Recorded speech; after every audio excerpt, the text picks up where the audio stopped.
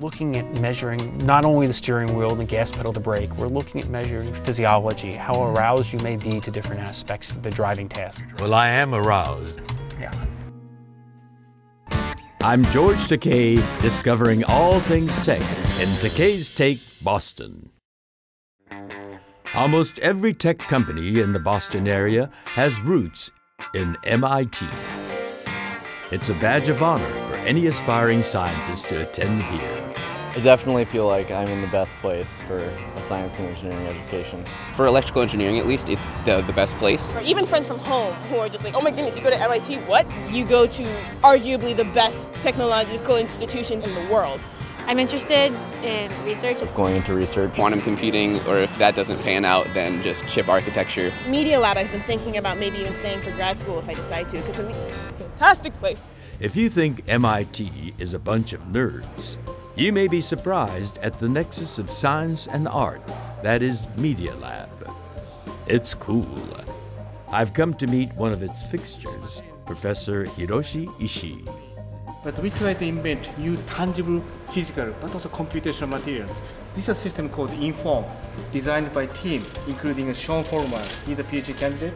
So when I move my hand up and down over here, that's captured by a depth camera made by Microsoft and then sent over to a computer, which then moves these motors up and down.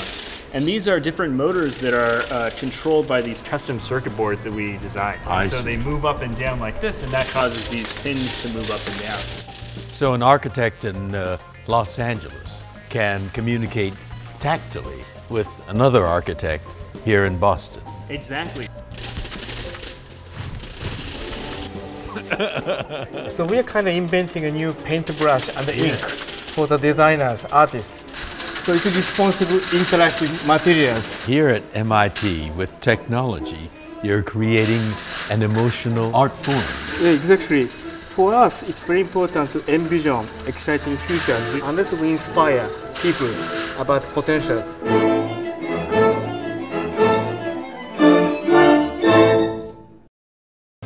Down the street from Media Lab, in a branch of the School of Engineering, a multidisciplinary team of researchers works on a very different subject. Here at the MIT AgeLab, my team is looking to invent the future of 100 years of quality of living. How will we get around? Where will we live? Will we work for 50 or 60 years? What are you doing here to ensure the vibrance of our longevity? Invent new products and services to understand consumer behavior, to start understanding how do we change those institutions and individual behaviors. So we've been doing work with the car companies to better design interfaces and understand what may be distracting or how we can change your healthy performance behind the wheel. I get to ride in Miss Daisy, a driving simulator used for evaluating older drivers and how they might interact with new in-vehicle technology. Physiology. What's your heartbeat, where you're sweating, where you're breathing while you're driving. Begin to optimize the vehicle today. Let me introduce you to Agnes. Hello, Agnes. Age Gain Now Empathy System. And it's a suit that we developed in coordination with some folks at Harvard as well to give the feel, the friction, the fatigue, and indeed often the frustration that many older adults feel navigating physical space. Dressing up in a suit that makes you feel old? I smell ageism. All this could be avoided.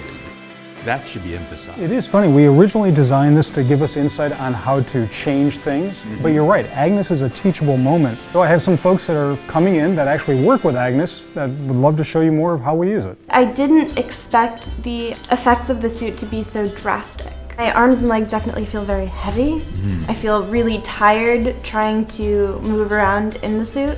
I think Agnes can be really important not only for people who are in businesses that are trying to make policies concerning the elderly, but also for people my age to see what it's like to be old and what we should be trying to prevent.